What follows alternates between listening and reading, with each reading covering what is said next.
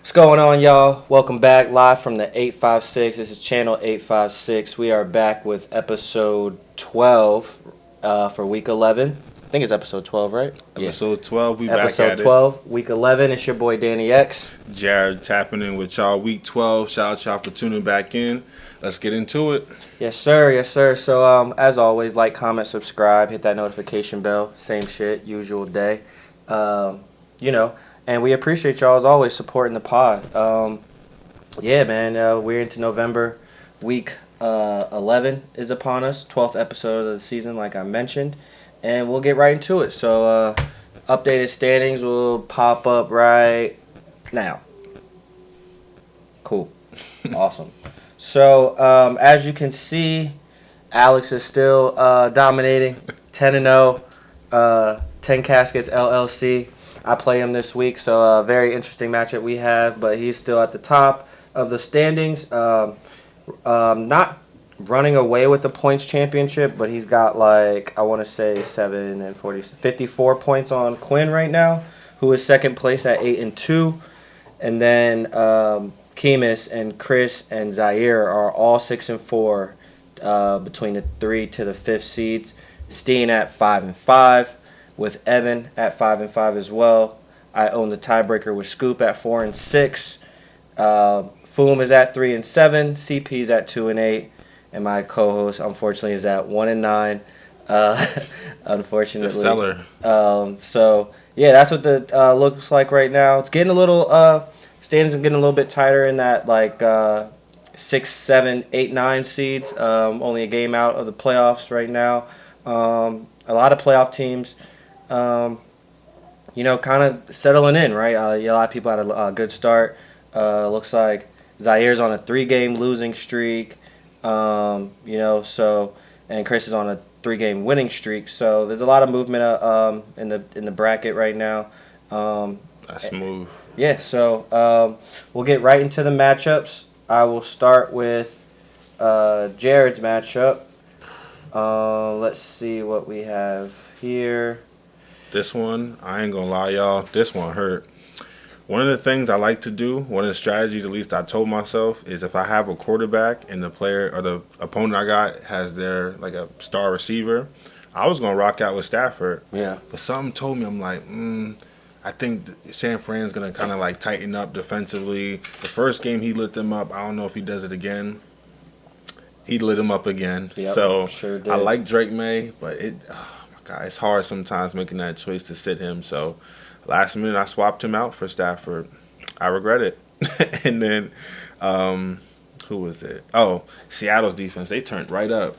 Yeah, for They sure. kicked on Jacoby Brissett. I said DeMarcus Lawrence 2 touchdowns. 2 scores, yep. They had 2 fumble recoveries on him, and I think it was 38-20 that game. 38-20? 44-22. Excuse me, 40.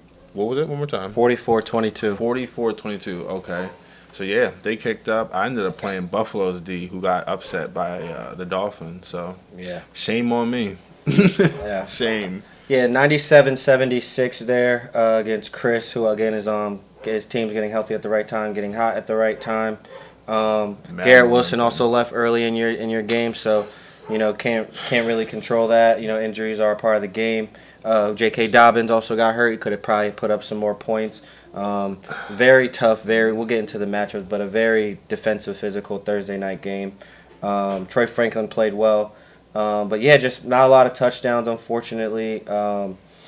Clunker. Yeah, and then Chris had, despite AJ Brown only having 2 points, Tyler Warren, Puka Nacua, Myers, and obviously Allen and McCaffrey showing up there for him. Alex beat Evan 142-116. Alex Jonathan got Taylor. 48 points from Jonathan Taylor.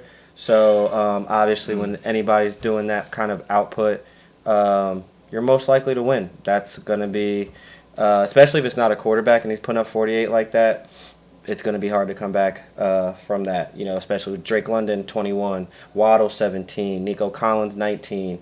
All his star players put up a lot of points, and Evan didn't have a bad game, right? Like Justin Alex is Herbert. just a buzzsaw. Yeah, Pause. yeah, for sure. Lad McConkey, 18. Trey McBride, 23. Amon Ra, 14. Devontae Adams, 16.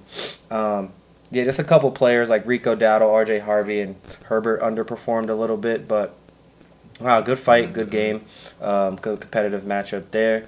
Moving on to Steen, who I believe, let me see, that's 41.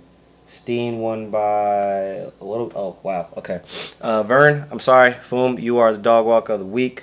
Family got you 147 to 89. Little bit less than 60-point win there. Jared Goff and Jahmyr Gibbs, 30 points apiece. Stephon Diggs, Zay Flowers, George Kittle, Juwan Johnson, all over 10 points. Yeah, just a drubbing here. Despite, the success of the Seahawks, Sam Darnold only has 7 points. Put up 44 as a team, but only has 7 points. Olave and JSN and Jake Bates were his only 10-plus point scores. So from there, unfortunately, led to a pretty lopsided victory. I'm not sure if 3-7 is officially eliminated, but it's pretty close, unfortunately. So, yeah, you move on. 3 and Vern. Yeah, 3-7. I think he still got a shot. Yeah. If he wins out, but you gotta play me again. I'm not trying to have that happen. I'm trying to get it. He plays me again 2 and 3 weeks. Yeah. 2 weeks. So, Scoop got a dub over CP in the Spinners, 124 to 83. Scoop is now 4-6, keeping himself in the hunt, like I mentioned earlier. Brees Hall 19, Devon A. Chain 37, Smitty from the Eagles 14, Alec Pierce 16, which was a good waiver I saw him pick up. Smooth waiver for Scoop, smooth. And that then was a good one. Yeah, and then the Jets defense with another 19. That was a crazy one. That was spicy. Yeah. That was a great waiver. I mean, I don't know if that was history. The punt return, and kick return on consecutive plays, but insane. shout out y'all special teams coordinator. Chris Banjo. Yeah, Banjo came to coach, came to play, had a good had everyone ready to go for sure. Moving on to King, I know he was on a little bit of a slide, but 113 to 78, not 178, 113 to 78 over Zaire. Baker Mayfield and Emeka Ibuka, stat came back to play, combining for 48 points there. And then we had Kyron Williams, who also had 21. Theo Johnson, which was a good waiver pickup by Quinn to get him for tight end, had 11 points, and led the way to a victory there. Pretty regular game.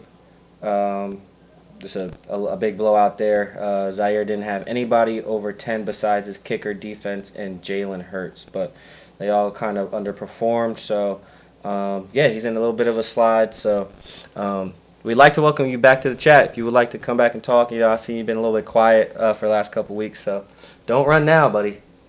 But in my case, I won a close game over Kemis, 110 to 106. Sweated out the whole game last night, Packers-Eagles. He had Goddard, he had Romeo Doubs, and Josh Jacobs playing. So I know he mentioned in the chat, he's like, I needed 2 scores to win, and that was like pretty much the case. He only got 1.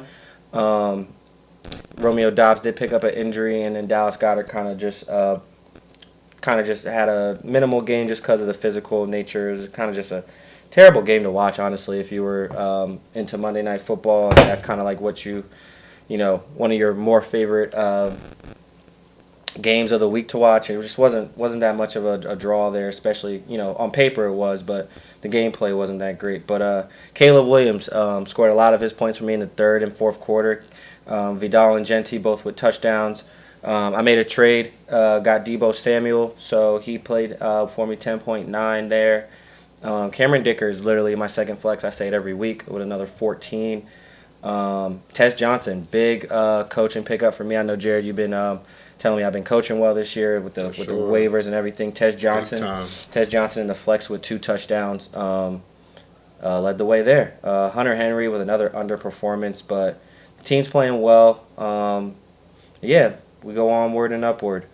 That was the league for League of Kings. And then to move on to the NFL, Week 10, a lot of high-scoring games, starting with the Raiders-Broncos game on Thursday. It's high scoring. Well, not that one. Okay, Not that one. Outside of that one, it started off low-scoring, Okay. but the rest of the week was high-scoring. So Broncos with the 10-7 dub over us. Very physical game. Very, you could tell it was cold in Denver. It wasn't too much going in that game. And Geno just didn't do enough. Literally had multiple options, multiple chances. Trey Tucker touchdown callback. Big Genty 40-yard gash called back. Definitely had opportunities to win. We compete. It's just we just don't end up on the winning side because our quarterback will forever throw a game.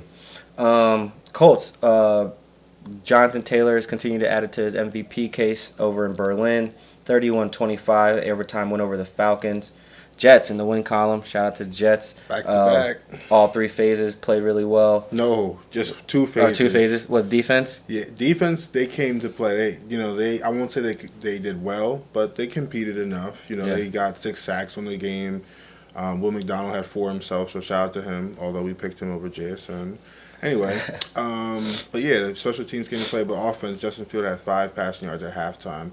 Minus the 42-yard screen from Brees Hall, he would have 12 yards passing on the day. Unexcusable, unacceptable. Two phases. Unacceptable. But yeah, no, special teams definitely carried the momentum over to the rest of the game for you guys, getting the victory. Texans over Jags right now, 36-29. Embarrassing. That was bad. I mean, don't know how they managed to fold that one up, but made Davis Mills look good. 19-point fourth quarter deficit, which is insane. Dolphins over the Bills. Terrible. Really bad. 28-23. Patriots got the dub on the road in Florida. Bears with the comeback late against New York. Ravens on the road. That was probably one of the more impressive wins of the week. Going on the road. Lamar has to run the table. 27-19 over the Vikings. Saints on the road against Carolina. We both, I think, picked the other way. 17-7 over Carolina. Seahawks win big. So the Seahawks and Lions both won 44-22 over the Cardinals and the Commanders. Same exact score, same exact points put up. I didn't even peep that. That's pretty cool. Rams over the Niners. Steelers lost to the Chargers on Sunday night, and then another. It's kind of weird. And then another number stat. The week started with a 10-7 game, ended with a 10-7 game. Both weird defensive, physical games. I wonder what the stat is for two sets of games that have the same score. It's interesting. But we're in the home stretch of the NFL season. Teams are starting to separate themselves. New England 8-2, Indy 8-2, Denver 8-2, Philly 7-2. Seattle and the Rams both 7-2 as well. So seeding is starting to take place, and we'll see how it goes. Hopefully your team's in a good spot. My team will be looking towards more lottery picks.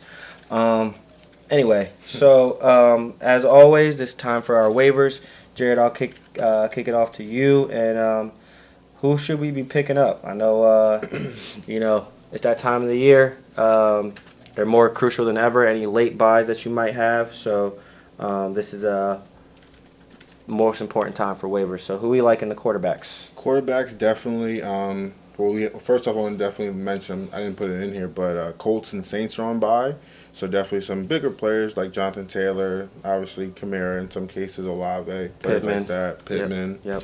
So we're going to look to replace some of those, give you some options, but also just playoffs too looming.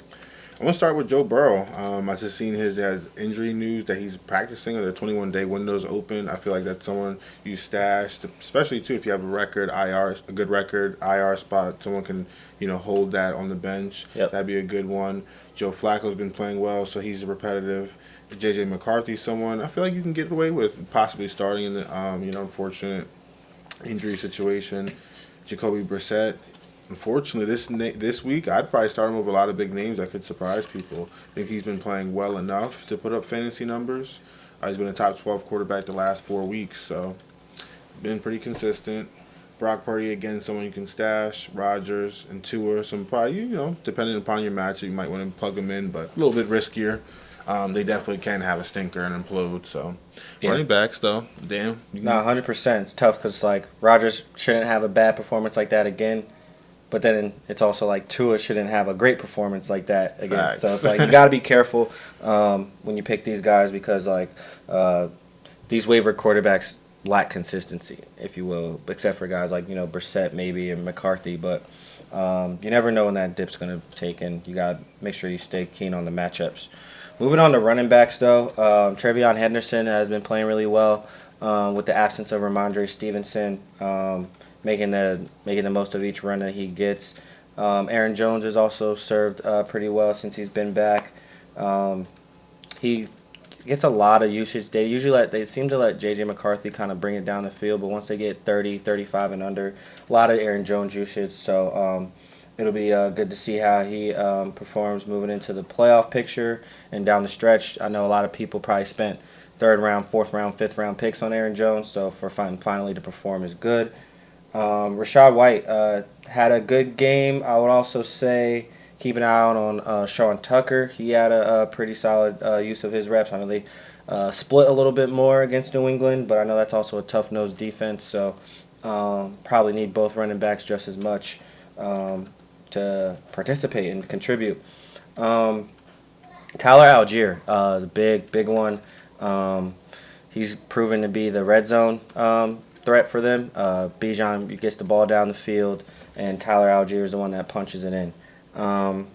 We were actually just on the call with some of the players from the league. Evan mentioned that J.K. Dobbins might be heading to IR, so R.J. Harvey owners should see an uptick in performance there. And then just guys that play in their role in complementary backfield, like Brian Robinson and Tajay Spears, are always serviceable, and might not get 15 points, but I'd rather have a higher a higher floor than a low ceiling. So keep an eye on those running backs. And I'll throw up what you got for wide receivers. There's a few this week. I definitely think there's a longer list. Alex Pierce is someone, shout out to Scoop, made a sturdy waiver wire with him. Looks like they traded Adonai Mitchell to the Jets. Mm-hmm. They're set on that Pittman, Pierce, and Josh Downs trio they got over there. Pierce, I think he averaged about 20 yards a catch, though. He's definitely been amongst the league leaders. I think last year finished with yards per reception. Yeah. So definitely someone big playability. Troy Franklin, quietly, the best chemistry with Bo Nix this year, has more targets than Cortland Sutton. So if he can stop dropping the ball, definitely would be a bigger day for fantasy. And I could actually see Sutton, won't get in the rankings, but can see Franklin being much more involved this week. Parker Washington's another one coming off a big day. Yeah, really big day. Yeah. Returnability. Brian Thomas, I don't expect to play this week, so definitely has plug-and-play ability. Christian Watson, not too sure what he was doing in that one play where he was playing defense on the deep ball, but you do see he has the big playability. He's kind of trusted when Jordan Love's kind of inserted him back from injury. He's not shy to throw him the ball deep. Jerry Jeudy has some good matchups on paper coming up. Absolutely. Just scored versus the Jets. Mm-hmm. Darius Slayton, same thing. Trey Tucker, unfortunately, had a touchdown callback, like you mentioned, but you saw on there big yak ability on display. Yep. I feel like this week he could definitely be involved versus the Dallas defense. Jawan Jennings has quietly been looking like he's rounding into form, coming into play. These kind of, I don't know, I'll be honest, these are kind of more, Tez Johnson's a big one, you mentioned too. He's been humming along, so definitely I would look for him. But there's three that are kind of controversial. Jaden Reed would be my preference. Jalen McMillan from Tampa, and then Brandon Ayuk. These could be potential stashes for players looking at playoffs, potential scenarios, might need a receiver. But yeah, Ayuk I'm not too sure on. I don't even know if he plays this year. But he would be a name I could be looking to see what's going on there. I'm in another league where someone grabbed Joe Mixon. Is his window opened up, or they were just? I haven't heard anything good about that. Yeah, me neither. I heard he took surgery or had surgery really late into the off season, so his timeline for this year is kind of out the window. They're Yeah, and the Jags must have seen Travis Hunter's surgery looming to pick up Myers, and then the uptick in Parker. Oh, easily. So they made a smart move. I mean, Jacoby wanted to go the whole way anyway, but anyway. Tight ends, some of the similar names. Colston Loveland, obviously, downticked a little bit. Speaking of Colston Loveland, I'll just, mention a quick trade that happened right before the deadline. For me, I traded Travis Etienne, Colston Loveland, and Romeo Dobbs to Kemis, even though we were playing. We felt it was still a good business trade. And then he gave me back Ashton Genty. I got Debo Samuel. And then the third person is escaping me. Christian Watson. Got Christian Watson back. So we swapped Packers wide receivers. Evan also made a trade. Let me think. Let me try and find the players. Jordan Mason and Diggs for Lad McConkey and R.J. Harvey. There you go. R.J. Harvey, yep. So he made a trade with Steen, as Jared mentioned. Lad and R.J. for Jordan Mason and who was he again? Sorry. Diggs. And Stephon Diggs. So obviously it gives Evan the stack.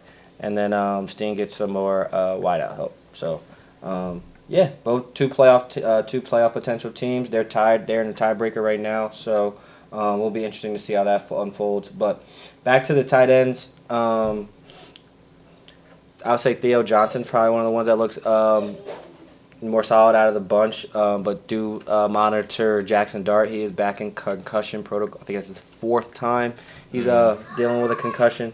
So just monitor that. Smith or Freiermuth, honestly, pick your poison. But they're probably both available in leagues. Kate Otten, the Bucks looked a lot better offensively. He had a lot of good usage. Luke Musgrave, if he wants to take advantage of the opportunity of not having Tucker Kraft and the reps that Tucker Kraft got, he does have an opportunity to have an uptick in points. They're playing the Giants this week, so a defense that is good on paper, but still allow a lot of points. So be wary of that. Dalton Schultz, he looks decent with Davis Mills. So we don't expect Davis Mills to always have 19-point fourth quarter comebacks though. So be wary of that, but be mindful of that at the same time. What about kickers, Jared? I seen. Tyler Loop looks like he's involved. Yeah. McManus, I know he missed a field goal late at the end, but a good matchup with the Giants coming up.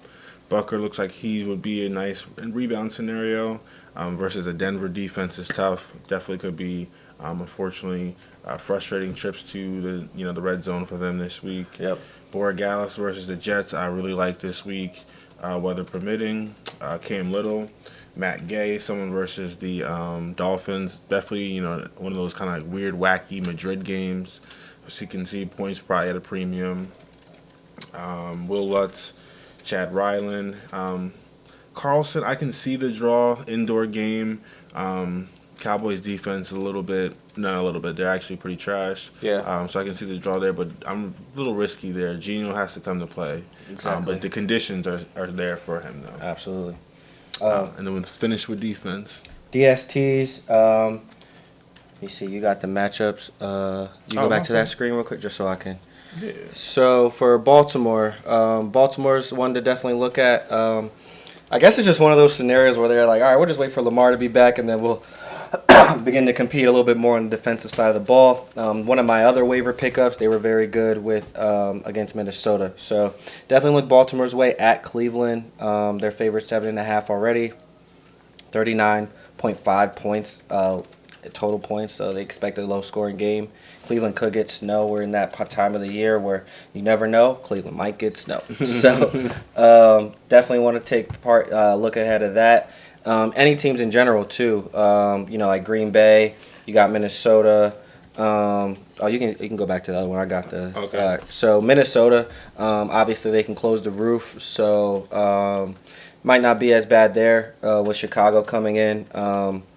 But they're still a tricky defense. They show a lot of different disguises, different looks. As much as the Ravens won, Lamar wasn't the defining factor, I don't think. I think they ran the ball well. I think they had some defensive help that had some good field position. But Minnesota's always a tough-nosed team to have to deal with. But on the same side, they're playing Chicago. I think that's another defense that would also be competitive. I mean, two scoring teams, two young quarterbacks getting after it. Just two gunners, like just trying to go win a game, like tough nosed ball players. Dallas has the Raiders. Raiders suck. As long as Geno's on the field, even if we gotta play Kenny Pickett, I will start anything that's against us. Atlanta's on at home against Carolina. There's a Carolina where they face the Packers and look immaculate, and then there's the Panthers of last week where they look terrible. So I would probably err on the side of terrible, especially Atlanta at the crib. So I would say that as far as defenses, and then look at the Chargers. They got Seattle coming in. Or no, that's the Rams. Excuse me. So that would be at Jacksonville. I was about to say that wouldn't be a good play. That makes sense now. Going at Jacksonville. Trevor Lawrence is definitely a volatile. At some points, I mean, as you can see, they blew a lead in that game. So keep an eye out on that. And yeah, at this point, you want to be surefire about your defense. There's no time to waste at this point in the season. You can't afford a 2-point game or, like in Jared's case, right? Like sat Seattle for Buffalo, and that's 19 points. 3 versus 22. You know what I mean? So you got it's important to have that. You can't have those teams that might get in shootouts. They end up with 0 points because of the yardages. So take your time, pick the defense, check out the matchups, check out the injury reports, so you're not behind the 8 ball. All right. We are back in action. Just want to tell you real quick, at Channel 856 News, at Channel 856 News, at Channel 856 News. Like, comment, subscribe. We appreciate y'all's support, as always. So, let's go into bold predictions. So, as a recap for Jared, he went 2 for 4 last week. Lions scoring 5 touchdowns in a revenge game win from last year's playoff rematch. Goff 3 touchdowns. Success. Goff had 3 touchdowns. Lions 5. Called that on the nose. Very good prediction there. Josh Allen 4 total touchdowns versus Miami. Epic fail. I don't know what happened. Guess he had a light night. I don't know what went down there. Jackson was on timing over there. Yeah. They had picks and everything. And so I'm like, all right, bet. Yeah. After getting rid of Jalen Phillips too, yeah, that was surprising. Jacksonville defense scoring 1 defensive touchdown and had multiple turnovers, sacks, and finishes top 10 on the week. Very good call there. That's a very specific call, so good on you for that one. Honestly, they finished 10th on the week, and I actually kind of give myself credit. I said defensive, but it was a special teams. Still, so DST. Yeah, it was under that umbrella. So for sure. 2 sacks, 1 interception, 1 fumble recovery, and a punt return touchdown. And then Rico Dowdle, another multi-touchdown game, finishing as a top 10 running back on the week. Didn't happen. Panthers just froze up. I don't know what happened. Bryce Young, that's what happened. He's terrible. He's pretty bad. So, yeah. And then we got 4 more this week. Jared, I'll pass it over to you. And, what do you like? First, we're going to go with the Berlin game. I got Jalen Waddle finishing the top 12 receiver on the week. I just think Tua's going to lean on him this week. I thought the connection last week was pretty good versus Buffalo. They had a couple deep plays. One was a touchdown on the rookie. I just think, especially too, Marshawn Lattimore is out for the year. I know he's on IR, but yeah, I think there's going to be no resistance for the Commanders this week. So I think Jalen Waddle has a big game, 100 plus and a touchdown. I can see Dak this week. I know it's not too spicy, but having a big game versus the Raiders. But this one specifically, Lamb and Pickens finishing with 75 yards plus receiving and a touchdown apiece. Dak having 3 touchdowns. This week, kind of like the battle of the tight ends in the game. San Francisco 49ers, divisional game. You can see Kittle and McBride both going over 100 receiving yards and having a touchdown for their teams. Definitely both have just been, the last couple games have been very sturdy parts of the offense. So I think, it'll be a battle of the tight ends this week there. And then this one, kind of interesting. Ravens and Falcons DSTs quietly rounding into form. I said the last 2 weeks, they've both been top 12. So this week, I'm going to say, hey, they both finished as a top 12 for a 3rd straight week. Ravens are facing a Cleveland offense with Dylan Gabriel, who's missing open receivers versus Jets. So you can imagine what it's like versus a good defense. And then Atlanta's playing Bryce Young, who we just saw how bad he could play. So, yeah, I think both are strong plays on the week. Absolutely. Let me think of one off the top of the head. Just throw one in there. Let me open up the schedule. I'm going to say. Oh wait, you got the schedule right on the other Oh tab. yeah. Mm-hmm. What can I do off the top of my head? And Jets is the Thursday night, but it doesn't fit on there. Oh yeah, no worries. Ew, some nasty games. Nah, I was gonna say Tampa at Buffalo upset, but I don't even know if they're that's gonna an bounce upset. back. They both come with losses. Tampa at Buffalo upset, unless it snows. If it snows, then that completely wipes away my prediction. But no snow, upset right there. They're vulnerable. All right. Anyway, it's probably a crap prediction. I don't know why I did it. I But like that. anyway, I hope they lose. all right. On the rankings, right? Excuse me.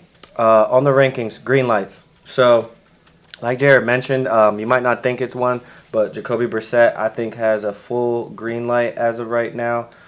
Spraying the ball to everybody, keeping them competitive-ish. I mean, I don't. The Seahawks. I mean, you looked up; it was 4-5 touchdowns hung on the board already, so it's hard to come back from that. But I mean, in any case, they still look pretty competitive. So I'm gonna say. Garbage time points count. Yeah, exactly, exactly. Like you said, tough nose NFC matchup against San Fran coming in, so that'll be very interesting to see how they play. I mean, 3-6, they're not all the way out of it. The NFC, I wouldn't say it's top heavy, but there's opportunities for teams to make mistakes. Um, Another team I like is, even though he hasn't been playing well, just because of the nature of the game, Jordan Love should have some bounce back after two tough weeks. Having New York Giants on the schedule should be a little bit helpful to him being able to bounce back and have a better game. Um, who else? Who else? Dak Prescott against the Raiders until proven otherwise. You start him. Drake May has been playing really well. The Patriots, they have The Jets. The Jets. That's the Thursday night. So anything against the Jets, obviously, full send. And then J.J. McCarthy and Caleb Williams, I intend on seeing them have a shootout this week. So 48 points right now for the total points spread or line, if you will. So that'll be interesting to see how they play. Lamar Jackson. Lamar Jackson has the Cleveland Browns. It's a tough-nosed defense despite how they look on paper. The Lions have the Eagles. That'll be a tough Sunday night game in Philly. Probably going to be pretty icy cold as well. So think about a guy like Jalen Hurts, maybe pump the brakes a little bit on that. Pat Mahomes, the Chiefs have the Broncos at Denver, another situation where it could be stupid cold. High altitude game, AFC West game with a lot of implications, for the rest of the season in the division. So Bo Nix is also a tougher play in that case too, just because the Chiefs will probably wake up and be ready to go for that game overly. So keep an eye out on that. Matt Stafford also is playing really well. So might be on the pump the brakes list this week with the Rams facing the Seahawks coming in. So despite his success, just be wary. Running backs, J-Dub, what you got? Whew.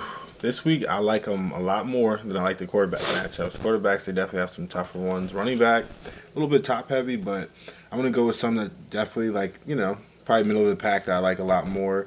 Jalen Warren this week versus Cincy.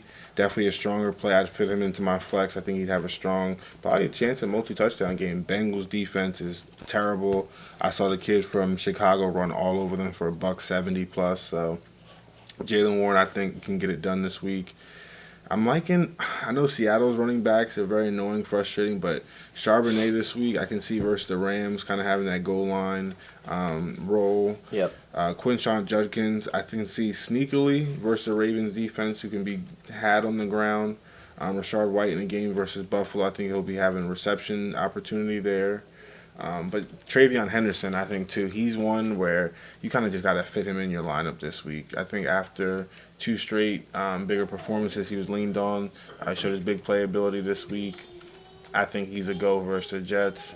And then my last go around, I'd say if JCM can't get it done versus the Dolphins this week, you got to let him go.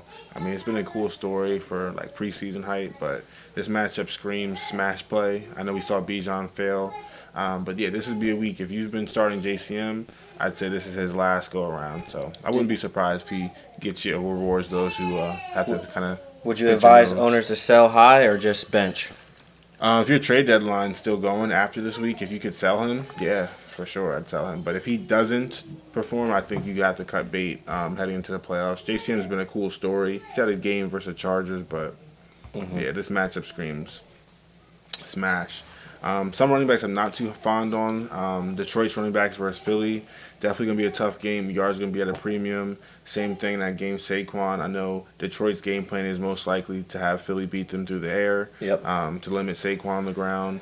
Derrick Henry, they're going to face the Cleveland defense, who surprisingly they gave him more material to him. Oh, he's easy to tackle, and they shut him out of the end zone to under like 50 yards. So, be mindful that defense is very strong, capable to play and shut down elite offenses. Brees Hall versus the Patriots, they were very good on the ground, not allowing over, I think, 50 yards all game. season. Yeah. Dobbins, I believe, is actually an IR candidate, so I don't believe he'll be in the lineup. But Harvey versus the Chiefs definitely would have a volume opportunity, but the Chiefs' defense is very good on the ground. Pollard and Spears, I wouldn't play versus Texans. But I could see the Chiefs running back. I could see Hunt falling in the end zone twice, but their upside is very capped. Denver's defense very strong. And then Tyrod Tracy, I'm trying to get away from versus Green Bay, especially with a backup quarterback in there, most likely.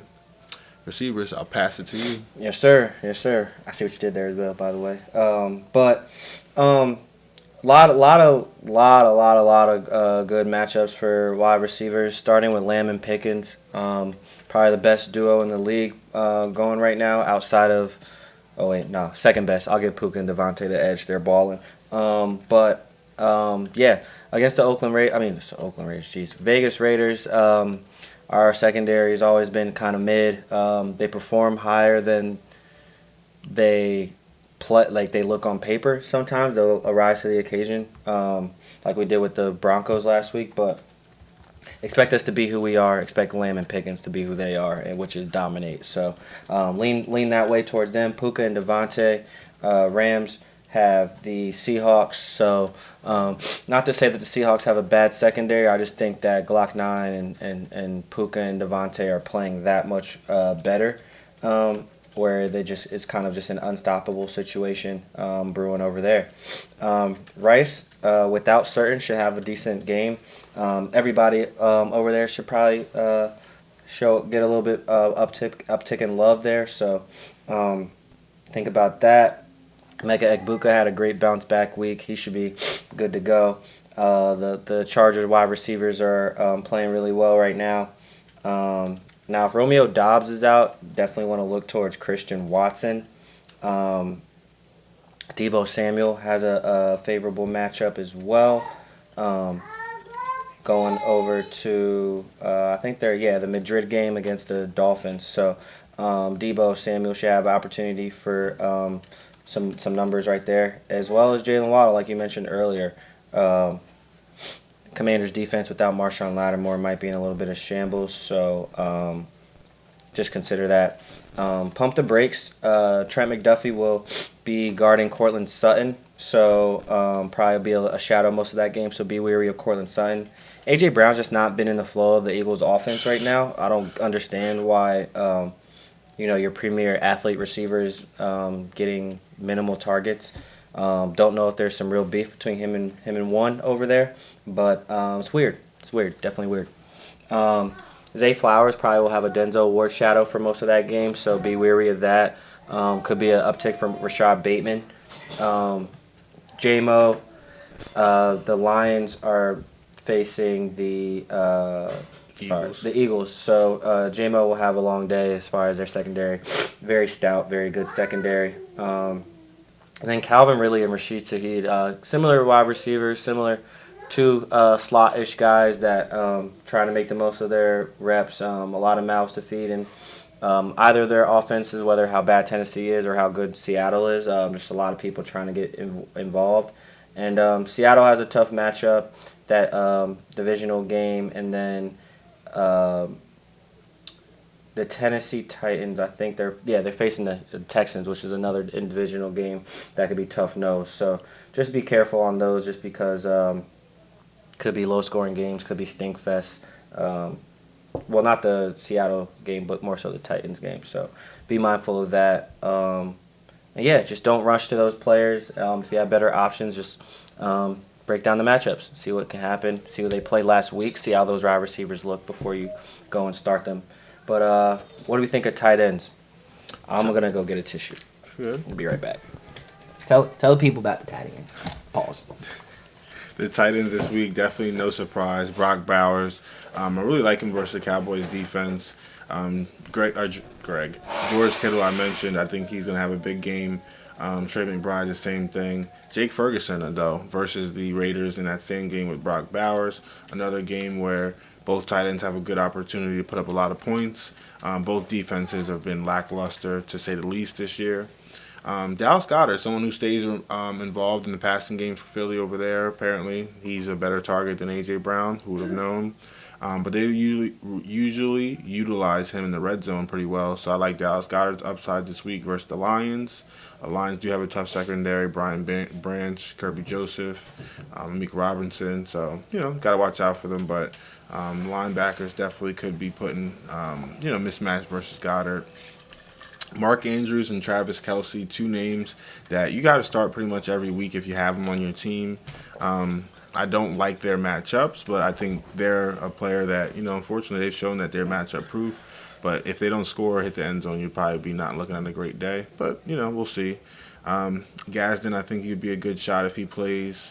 Hunter Henry would have a good opportunity versus the Jets.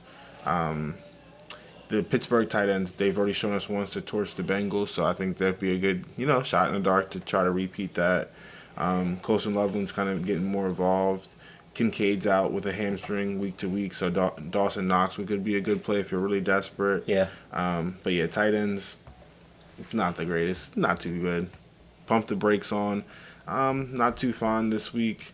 Sam Laporta, I think the Eagles' secondary, like Reed Blankenship, you guys saw, he can make plays in the passing game. I think that's just the strength of Philly's defense besides stopping the run. Harold Finn Jr. and Njoku versus the Ravens secondary. I think they're rounding into form. Kyle Hamilton's the best safety in the league, in my opinion. So I think he'll be tasked with one of those tight ends. He'll make it a long day for Dylan Gabriel. Mason Taylor, anything attached to Justin Fields is not a good idea. T.J. Hawkinson hasn't had a connection with really J.J. McCarthy this year. Nope. Yep. He had a touchdown called back, but just offensively just doesn't seem to be, productive to start him. Everett Ingram and Barner right this week. I don't know if they're good plays depending upon the matchup. So Yeah. Kickers, I'll kick it your way. Hey. Always check the weather forecast. You never know who's outside. Like, games in Chicago, Denver, Buffalo, Green Bay, Seattle. Games like that. You want to even South Florida, can be getting rain sometimes too. So, just check the weather on a lot of these kickers. Monitor Kaimi Fairbairn's status, but he's been kicking really well as of late. I know you mentioned Tyler Loop in the waivers earlier, playing really well. Like I said, it seems like the Ravens players are just playing better now that Lamar's back on the field. Guys like Brandon Aubrey, Cam Dicker, Reichard. Jason Myers are all kicking really well because they're in high-powered offenses. Borregales, look at him. Bucker, Will Lutz could be in a bit of a shootout with either one of their teams. Maybe getting a lot of stops over there in Denver. Evan McPherson is getting a lot of opportunities to kick the ball as well. Pump the brakes on, three specific ones, Brandon McManus, Jake Elliott, and Jake Bates. Just probably all have tough weather games. We're getting into that icy, sharp, cold, nasty part of November. We got a drop like it was like yesterday or 2 days ago where now like the nights are 35. So getting brisk out here. Daniel Carlson, Raiders might not put up a lot of points or have a lot of scoring opportunities. So shy away from those. Defenses. This is one of my favorite weeks for the DSTs. A lot of good matchups. Unfortunately, a lot of tough matchups. On the waivers that really aren't necessarily a bunch owned could be Green Bay versus Giants. Jackson Dart, I'm not expecting to play. Obviously, New England, you're going to start versus the Jets. Houston, you're going to start versus Tennessee. Baltimore, like I said, they're going to start versus the Browns versus Dylan Gabriel. I've seen a couple processing with him last week. It was just like terrible. He had receivers running wide open, couldn't hit anyone and taking the sack. So I think the Ravens defense definitely has a big game versus them. Chargers versus Jacksonville. Trevor Lawrence is one of the worst quarterbacks he's just so bad sometimes. So this would be a game where I'm just targeting him. Definitely could be without Travis Hunter and Brian Thomas again. Atlanta's defense, I'm really going to target them versus Bryce Young. He's been struggling as of late. Their defense, like I mentioned in the bold prediction, been rounding into form. They got multiple turnovers versus the Colts last week, so hopefully they can repeat that. Chicago and Minnesota, same thing. I kind of would go against both offenses. Could be turnover prone. My preference would probably be the Bears. They've had a little bit more consistency. But Minnesota, I think they're always well coached with Flores over there. Have probably a higher upside. Kansas City, sneakily, Denver's played pretty sloppily. Yeah, it's work. Okay, last couple of weeks. Bo Nix couldn't get it done versus the Raiders, and he was throwing into double coverage. Just didn't seem like he was reading the field too well. He was being too aggressive. You'll get in trouble playing like that versus Kansas City, and they're pretty much down J.K. Dobbins, so I think they would be playing at a disadvantage. Kansas City could be putting up, big sack numbers that game, or could have turnover potential too. And then if you can, I don't know what Dallas' defense is going to look like. Logan Wilson, Quinton Williams are inserted there, but you could take the shot there. Just, Geno turns the ball too much right now, so 100%. Pump the brakes on. I like Denver's defense as a whole. Just versus the Chiefs, you're really asking for a lot there. Seattle, the same thing. Matt Stafford's been playing well. I just don't know what you're going to get from them. They can definitely get you 5, 6, 7 points, but it's important to win these matchups. I don't know if that upside is what you're looking at. Same thing with the Rams versus Seattle. Explosive receiver JSN, ground game. Rams defense definitely has its sack potential here. Just don't know. I think it's going to be a clean game, but kind of closer than what people expect. Jacksonville versus Chargers, I probably would get away from them if I can. Philly and Detroit, I wouldn't want to play either defense versus each other. Tampa, I'd get away from versus Josh Allen, who I think is going to have a bounce-back game. Pittsburgh, I'm going to get away from as well. Versus the Bengals, you saw that shootout earlier. Buffalo, I'm getting away from versus Tampa. And then Cleveland, they had their shot versus the Jets, but versus the Ravens, nah. Nah, they're about to start. Yeah, it's a couple teams that really can't. Chiefs can't afford to lose too many more. Baltimore damn sure can't, afford to lose too many more. I know the Bucks are still in first place, but gotta hold on to that just in case Atlanta or want to make a case for that. So Cowboys can't really, gotta keep pace with the, got the tie, gotta keep pace with the division. So big time matchups in the league this week. So, GTP time, and then we'll do rapid fire and get up out of here. So, how many GTP we got this week? I got 3. We're going to be short and sweet. You heard? Short and sweet. All right, positions. Receiver, running back, quarterback. Running back, please. Let's do it. Currently, this running back is RB22. He has a total of 98.3 points on the year. He averages 12.29 points per game. He has 113 rushes for 474 yards, so 21st in the league. 2 rushing touchdowns. He averages 4.2 yards per carry.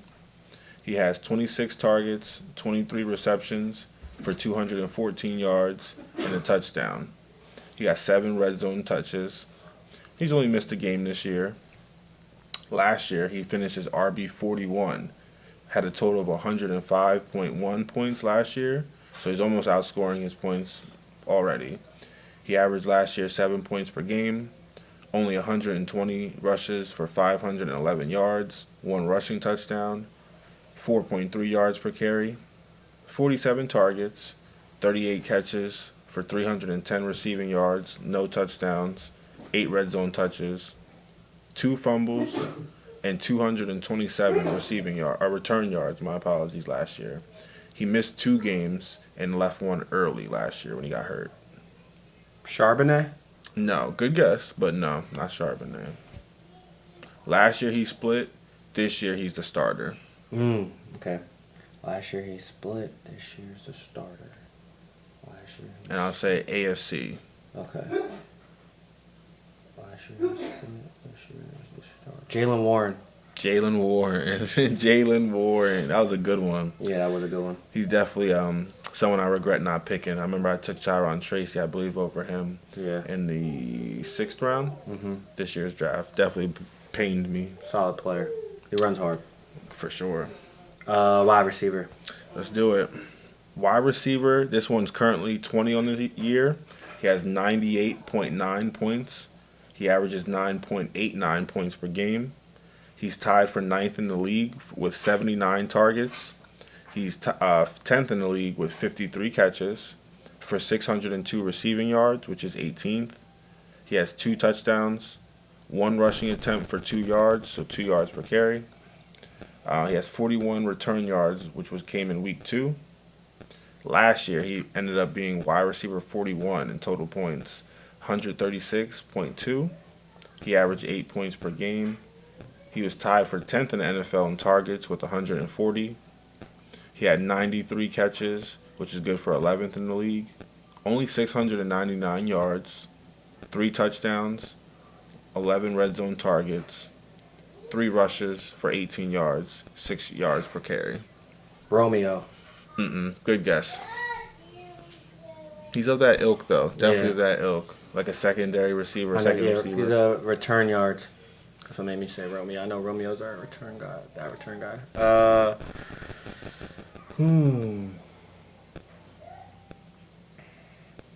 So they have usage. They just don't get a lot of yards. Rashid Shaheed.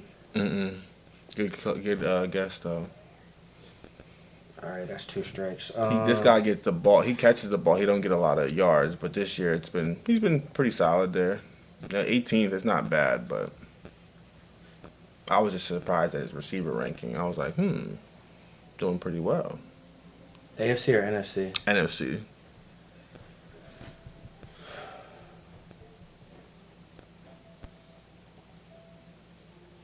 Kendrick Bourne? All right, who was it? Wan'Dale Robinson. Oh, good. That's a Wan'Dale. good one. That's a good one.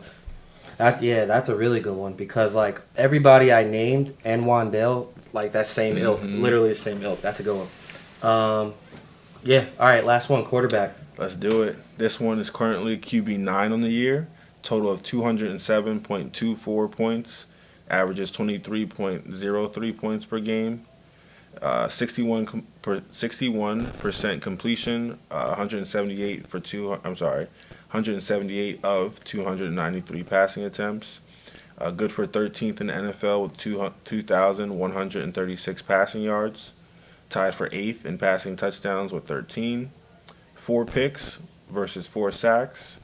48 rushing attempts for 246 yards. 3 touchdowns. He's averaging 5.1 yards per carry.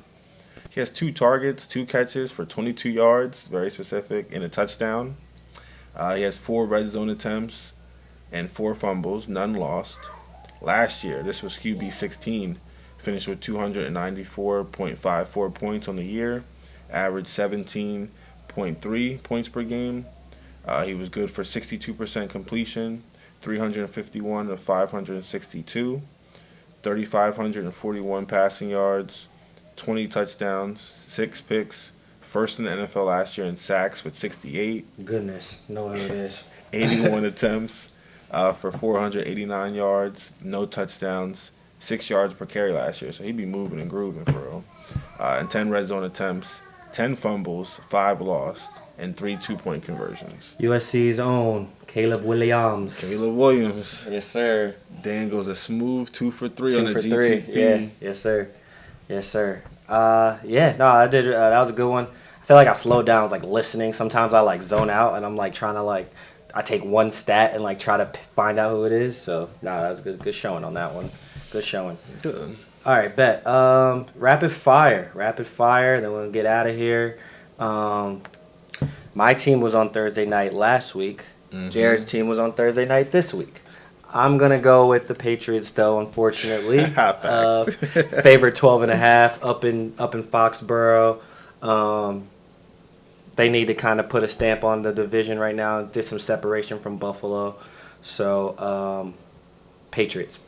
Patriots. It would be great to knock off this New England on a 7-game win streak, but being realistic, I think the Patriots, especially in New England, they have their like glacier jersey. What is it? Nor'easter jerseys. Nor'easter jerseys. Yeah. Yeah, Those are cold. They're gonna be turned. The Madrid game, Washington, I guess technically road versus Miami. Who you got? I'm gonna go with Miami. I think they just got a little bit of momentum, a little bit of confidence after the Buffalo win. Team was really galvanized in the locker room, like riding around in like the equipment carts and stuff, like kind of turned. So Mike McDaniel was acting kind of, I think Mike McDaniel, he lives near like a Bills bar and like drove past the Bills bar, trying to act like it was AI. So it looks like vibes are not high, but up at least. So I'm gonna go with Miami. Me too. Yeah. Carolina at Atlanta. Bryce Young sucks, and they should be so much better than 5-5. But I'm gonna go with Atlanta. Me too. I'm gonna go with Atlanta. Hopefully they can get it done in the dome. Tampa and Buffalo. I said it earlier. I think if Buffalo doesn't get that offense really clicking and going, Tampa's doing the opposite where they're clicking. So I'm gonna go Tampa. Close one. I'm hoping Tampa can get it done too. Give me Tampa. Yeah. Houston versus Texans. I'm sorry, Houston versus the Titans. I'm sorry. No, you're good. Cam Ward, I don't know what it is. If it's the play, I don't know. Texans until the Titans prove otherwise. Facts. Bears versus Vikings. So I probably won't start Caleb this week just because that's a tough game. I do think they will score a lot, but I think Jordan Love has to bounce back after his last 2 weeks.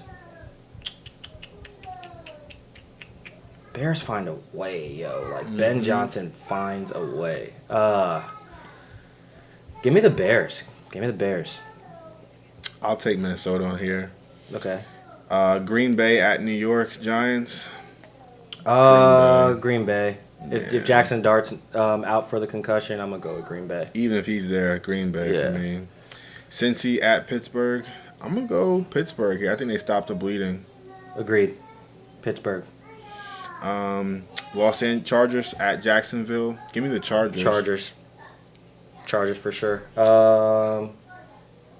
Seahawks Rams. It's a good ass game. Give me the Rams.